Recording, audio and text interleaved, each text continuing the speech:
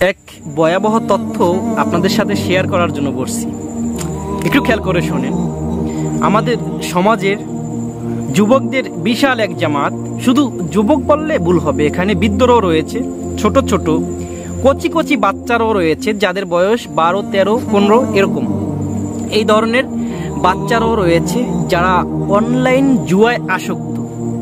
আপনি কল্পনাও করতে পারবেন না মানে কি পরিমাণ তারা এই অনলাইন জুয়ায় আসক্ত। আশ্চর্য হয়ে যাবেন যে ছোট্ট বাচ্চা 12-13 বছর বয়স, সে কিভাবে জুয়া খেলে। হ্যাঁ, এটাই বাস্তব কথা। আপনি খোঁজ নিয়ে দেখেন, প্রতিনিয়ত জুয়া খেলে, শুধু জুয়া খেলে না, প্রতিনিয়ত জুয়া খেলে, নির্ভয়ে নির্ঢরে তারা জুয়া খেলতেছে। তাদেরকে বাধা বিঘ্ন ঘটানোর মতো কেউ নেই, নিষেধ করার মতো কেউ নেই।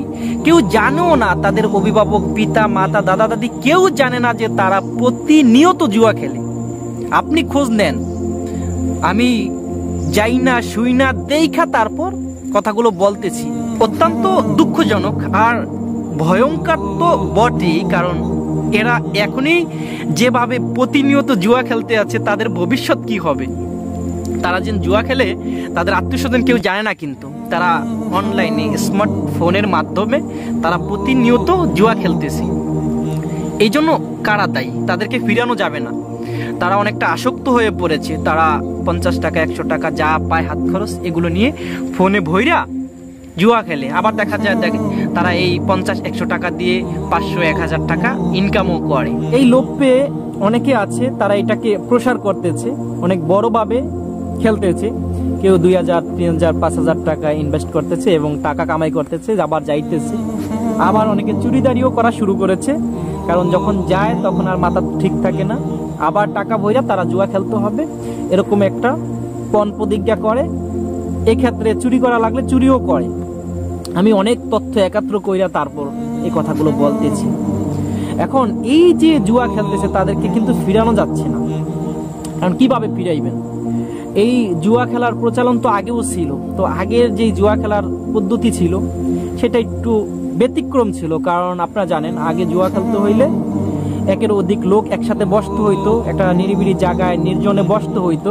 কারণ আগে জুয়া খেলার ভিতরে ভয় ছিল, কখন কে আইসা অ্যাটাক করে, আক্রমণ করে, মুরব্বীরা আক্রমণ করতে পারে, তারপর আপনার এলাকার নেতা যারা আছে তারা আক্রমণ করতে পারে, প্রশাসনের ভয় ছিল। এই অনেক ভয় ছিল আগের জুয়া খেলার ক্ষেত্রে। কিন্তু এখন তো এই ডর ভয় নেই, কেউ জানেই না। আপনার সাথে প্রশাসনের সাথে বইয়া থেকে কেউ যদি জুয়া খেলে তাহলে প্রশাসনও বলতে পারবে না সে জুয়া খেলতেছে, কারণ জুয়া তো তার হাতের মুঠোয়। একজন এই প্রান্তে আরেকজন কোন প্রান্তে সেটা বলা যায় না, এইভাবে জুয়া খেলতেছে। আপনার আমি জানতাম না এই বিষয়গুলো, হয়তো অনেকের কৌতূহল জাগতে পারে যে আপনি এত তথ্য কিভাবে সংগ্রহ করলেন। আসলে অনেকে জানেন হয়তো যে আমার একটা বিকাশের ব্যবসা আছে, ব্যবসার ভিতরে অন্যতম বিকাশ।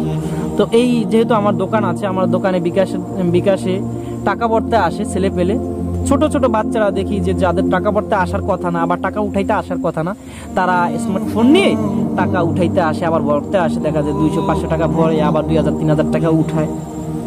দীর্ঘদিন যাবৎ এই অবস্থা দেখতেছি। পরে আমার কৌতূহল জাগলো যে এরা কি করে, টাকা দিয়ে টাকা উঠায় আবার ভরে। তো আমি অনেকের সাথে শেয়ার করলাম, অনেকে আমার এই বিষয়টা ব্যাখ্যা করে ক্লিয়ার করলো যে এই বিষয় তারা এইভাবে অনলাইনে ওয়েবসাইট আছে, যে ওয়েবসাইটের মাধ্যমে তারা প্রতিনিয়ত জুয়া খেলে। আমি কথাগুলো শুনে অবাক হয়ে গেলাম যে ভাই, কি চলতেছে, কি যুগ আইসা পড়লো যে এই ছোট ছোট বাচ্চারাও জুয়া খেলতেছে প্রতিনিয়ত, নির্ভয়ে, কেউ জানে না। মানে আগে জুয়া খেলার জন্য একটা নির্ধারিত সময় লাগতো, স্থান লাগতো, কিছু লোক লাগতো। এখন আর এগুলোর প্রয়োজন না। এখন যখন খুশি তখন খেলা যায়, যেই স্থান খুশি সেই স্থানে বসে খেলা যায়, বাথরুমে যেও খেলা যায়। তো তার আত্মীয় স্বজন, বাবা মা বা অভিভাবক যারা আছে তাদের সামনে বসেও খেলতে পারে, তারা জানে না। তো এই যে এরকম একটা নেশায় তারা আসক্ত হইতেছে, তাদের ভবিষ্যৎ কিরকম হবে আপনি একটু চিন্তা করেন। আমরা তো এই ভবিষ্যৎ প্রজন্ম খুব ভয়ঙ্কর একটা বিপদের দিকে অগ্রগামী হইতেছে, এইটা দেখতেছি। আর এর জন্য দায়ী কারা? এদেরকে এখন ফিরানো যাচ্ছে না, এর জন্য দায়ী কারা? আসলে মূলত আমার ক্ষুদ্র জ্ঞানে বা আমার ব্যক্তিগত মত যেটা, সেটা হলো এদের প্রত্যেকের অভিভাবকরা দায়ী, যারা তাদের হাতে স্মার্টফোন দিয়েছে। তারা দায়ী। তারা যদি এই ছোট বাচ্চাদের হাতে যদি স্মার্টফোন না দিত, তাহলে তারা এইভাবে জুয়াখোর হয়ে গড়ে উঠতো না। এখন কি করণীয়?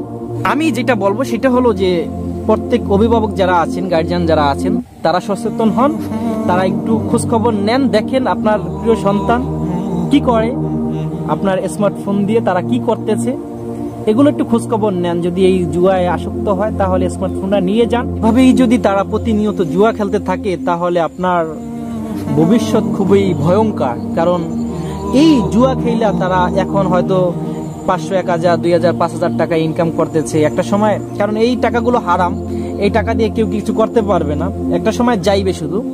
আর এই যখন যাওয়া শুরু করবে এই নেশায়, সে কি করবে, চুরিদারি যা কিছু আছে সব করা শুরু করবে, কারণ এদিকে ইনভেস্ট করতে চাইবে। তো একটা সময় যখন আপনারা বাধা দিবেন, যখন বড় আকারে ধারণ করবে এই রূপটা, তখন আপনি হয়তো বাধা দিবেন। যখন ঘরের মাল সামানা বিক্রি করা শুরু করবে তখন বাধা দিবেন, তখন আপনার বাধাটা সে মাইনা নিতে পারবে না, তখনই আপনাকে অ্যাটাক করবে, আপনাকে আক্রমণ করবে, হয়তো আপনার মৃত্যুর কারণও হইতে পারে। তো দর্শক, এই এত কিছু আমরা না হয় যে আমরা তা চাই, এই জন্য সকলের সচেতন হওয়া দরকার, প্রতিবাদ করা দরকার। সকলের ছেলে পেলে যারা আছে, অধীনস্থ যারা আছে, তাদেরকে শাসনের আয়ত্তে আনা দরকার। সকলকে আমি অনুরোধ করব, যারা আপনাদের সন্তানদেরকে স্মার্টফোন দিয়েছেন তারা একটু তল্লাশি করেন, দেখেন আপনার সন্তানও কি এই অনলাইন জুয়ায় আসক্ত কিনা। যাই হোক দর্শক, ভিডিও আজকের মতো শেষ করে দিচ্ছি, দেখা হবে পরের কোনো ভিডিওতে।